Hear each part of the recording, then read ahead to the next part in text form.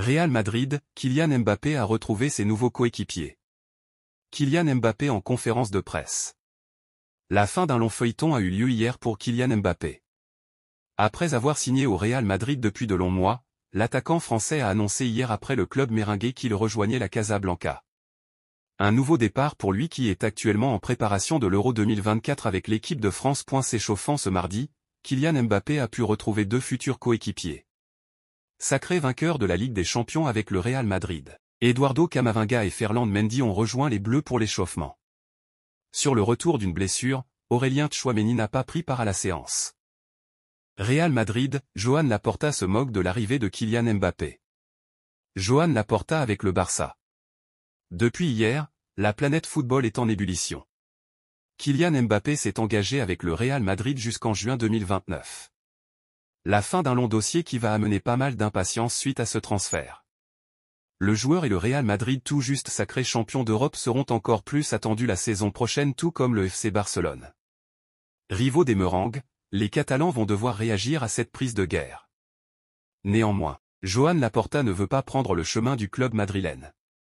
Selon lui, miser sur la formation est une meilleure politique comme il l'a déclaré sur Gigante en piquant un peu le Real Madrid au passage. En tant que culé, ce n'est pas la meilleure nouvelle de voir Mbappé signer à Madrid. Mais je préfère la philosophie du Barça avec la Masia et la création de nos joueurs pour l'avenir. Position assumée ou de passade suite à la situation économique des Blaugrana, peu importe, la saison prochaine servira de juge de paix. L'absence de Thibaut Courtois à l'Euro fait débat en Belgique. Thibaut Courtois a été à nouveau décisif en finale de Ligue des Champions, tout comme il y a 2 ans contre Liverpool. Le gardien belge a réalisé 4 arrêts de grande classe face à Dortmund. Dans la presse européenne, la forme retrouvée du gardien belge après une si longue absence ne passe pas inaperçue. L'équipe, Courtois a montré à Wembley, en finale de la Ligue des Champions, que même sans jouer pendant presque une année entière, il reste l'un des meilleurs gardiens. Si ce n'est le meilleur. La Gazzetta dello Sport, d'abord la rupture du ligament croisé, puis celle du ménisque. Tout semblait fini, mais il s'est miraculeusement rétabli. Thibaut Courtois a réalisé 3 arrêts décisifs lors de la 15e victoire du Real Madrid en Ligue des Champions. Et ce, même s'il n'a pas pu disputer un seul match de Ligue des Champions cette saison avant la finale. La rupture Tedesco-Courtois. La relation entre Courtois et le Belge s'est envenimée le 19 juin, lorsque le gardien de but du Real Madrid a décidé de quitter le camp d'entraînement des Diables Rouges après un match contre l'Autriche. Le sélectionneur belge l'a publiquement accusé d'avoir laissé tomber l'équipe nationale. Les relations entre les deux hommes se sont envenimées et Courtois, dans une interview à Sporza, l'a accusé de le menacer et de lui mettre la pression. Le joueur du Real Madrid a minimisé la question du capitanat pour expliquer son départ de Belgique. La blessure de Courtois qui a suivi a augmenté la distance entre le sélectionneur et le gardien et dans cette interview à Sforza, le gardien a publiquement renoncé à l'Euro pour se concentrer sur son rétablissement. Les délais ont été raccourcis et Courtois a fini par jouer dans la dernière ligne droite de la saison et aurait été prêt pour le tournoi, mais Tedesco ne compte plus sur lui. Thibaut a été très clair dans sa communication il y a quelques mois. Mais c'est en Belgique que Courtois fait le plus parler de lui. Principalement parce que bien qu'en état de jouer l'Euro, il ne participera pas à la compétition. Son père, Thierry Courtois, interviewé depuis les tribunes de Wembley, a demandé du respect pour son fils. Il a également révélé que le sélectionneur Tedesco était venu à Madrid pour parler à Thibaut. Les analystes et les journalistes parlent et écrivent beaucoup. Il revient tout juste de blessure. Il est important pour Thibaut de se reposer en vue de la saison prochaine. Il profitera du mois de juin pour récupérer, car une saison au Real Madrid, c'est long. Cette saison, ils ont joué 70 matchs. Nous verrons alors ce qui peut se passer à l'avenir. Sur sa non-sélection, le père du gardien ajoute « Espérons que les divergences pourront encore être mises de côté. Nous devrions apprécier nos vainqueurs et champions belges, comme Thibaut. Malheureusement, il ne pourra encourager les Diables Rouges que sur le banc de touche, mais j'espère que les choses pourront encore s'arranger. » Le sélectionneur, Tedesco, l'entraîneur des gardiens et le directeur technique des Diables Rouges sont venus à Madrid pour discuter. Thibaut a exprimé son opinion. Il a aussi salué les efforts de son fils depuis sa blessure. Thibaut a travaillé dur pendant toute une année pour être ici et il a été récompensé. Il arrive au bon moment. Il est prêt. Thibaut est revenu plus fort de sa blessure, à la fois physiquement et en termes de confiance. Le meilleur gardien du monde part en vacances. Sur l'Euro encore, le média belge HLN est clair, Courtois et Tedesco ont tous deux pris des décisions. Fin de la discussion. Les Diables Rouges vont en Allemagne, le meilleur gardien du monde part en vacances. Sans Courtois, le Real Madrid aurait perdu contre Liverpool à Paris et contre Dortmund à Londres. Les Espagnols sont très religieux, ils ne veulent pas toucher à Dieu. Mais après Dieu, il y a Thibaut Courtois. Le FC Barcelone a ciblé ses deux priorités pour le mercato estival. Hansi Flick lors d'un match du Bayern. En proie à des difficultés financières depuis plusieurs années, le FC Barcelone va tenter de réaliser un mercato ambitieux à l'instar de son nouvel entraîneur Hansi Flick.